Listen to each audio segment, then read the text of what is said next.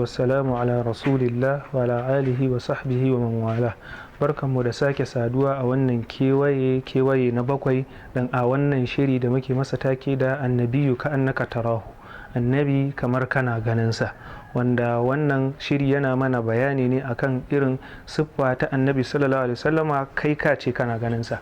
Kewaye na bakwai yana mana bayani ne akan kalamu wa samtin nabi sallallahu alaihi wasallama, yadda annabi sallallahu alaihi wasallama yake magana da kuma yadda yake shiru. Yaya maganar annabi sallallahu alaihi wasallama take, yaya shirun annabi sallallahu alaihi wasallama ya take. Imamu Ahmad ya rawaito hadisi wanda Imamu Albani ya hassana shi, ma'ana hadisi ne hasan. Kana sallallahu alaihi wasallama tawila samti qalila dhahik, annabi sallallahu alaihi wasallama ya kasance yana shiru mai tsawo, yayi shiru bai yi magana ba. Qalila dhahik kuma dariyarsa ma kaɗan ce. Don haka idan mutum ya haɗa waɗannan siffofi guda biyu to zai zama mai karamci da kwarjini a cikin mutane, ya zama ba shi da yawan surutu, sannan kuma idan zai yi dariya ba zai yi kyakyace yadda za a raina shi ba. Wannan hadisi Imam Albani ya hassana shi. Sannan akwai hadisin da Tirmizi da Imam Ahmad suka rawaito wanda Imam Albani ya inganta sa, ya ce kana la yadhaku illa tabassuman sallallahu alaihi wasallam, annabi sallallahu alaihi wasallam ya kasance baya dariya ya kyakyace sai dai yayi murmushi. Na haka idan yayi dariya ma har haƙwaransa suka fito, za ka ji sabai suna cewa annabi ya yi dariya har haƙwaransa sun fito, saboda bai cika kyakyacewa da dariya ba. Da haka kana sallallahu alaihi wasallam idza takallama bi kalimatin a'adaha thalathan hatta tufhama anhu. Yaya maganar annabi sallallahu alaihi wasallam take? Maganarsa idan yayi magana sai ya maimaita ta so uku domin a fahimta.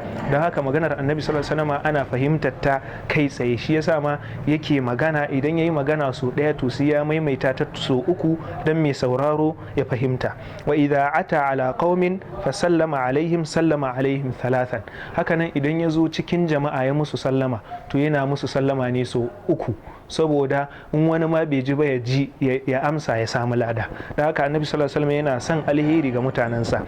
Wa kana kalamuhu sallallahu alaihi wasallam yafhamuhu kullu man sami'ahu, duk wanda ya ji maganar annabi sallallahu alaihi wasallam yana fahimtar ta, saboda ba zai daga murya ba yadda zai ginshe ka, sannan ba zai kasa da murya ba yadda ba za ka ji ta ba, zai yi ta ne daidai, sannan kuma ya maimaita ta so uku. Sannan kuma kana yuhaddithu sallallahu alaihi wasallam hadithan law addahu al-ada la ahsahu, law addahu al-adu la ahsahu. Annabi sallallahu alaihi wasallam ya kasance yana yin magana yadda mai kirgawa idan har ya ce zai kirga to zai iya kirgawa, saboda yana yin maganarsa filla-filla ba tare da ginsarwa ba, ba tare da daga murya ba. An karbo daga Aisha ta ce ma kana rasulullahi sallallahu alaihi wasallam yasrudu kasardikum hada, annabi sallallahu alaihi wasallam bai kasance yana zubo magana ya ta magana kamar yadda ku kuke yi ba, walakinahu kana yatakallamu bi kalamin bayyin, sai dai annabi sallallahu alaihi wasallam ya kasance yana yin magana bayyananniya, faslin rarrababbiya, yahfazuhu man jalasa ilaihi, duk wanda ya zauna tare da shi to yana fahimtar wannan magana tashi. Dan haka Imam Muslim ne ya rawaito wannan hadisin. Sannan annabi sallallahu alaihi wasallam idza khataba ihmarrat aynahu, idan kana so ka ji annabi sallallahu alaihi wasallam ya daga murya yayi magana da karfi to yana huduwa ne. Kana idza khataba ihmarrat aynahu, idan yana huduba idanuwansa zaka ga sun yi jajawur. Wa ala sautuhu, sannan muryarsa ya daga ta. Wa shtadda ghadabuhu, sannan kuma zaka ga yayi fushi sosai saboda yana fadakar da mutane.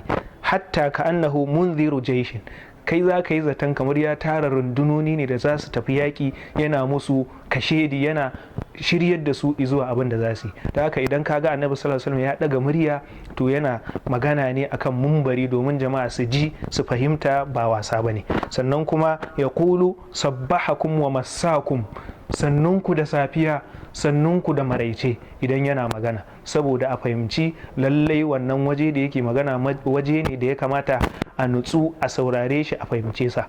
Wannan shine annabi na, annabiyu ka annaka tarahu, annabi kamar kana ganin sa. Assalamu alaikum.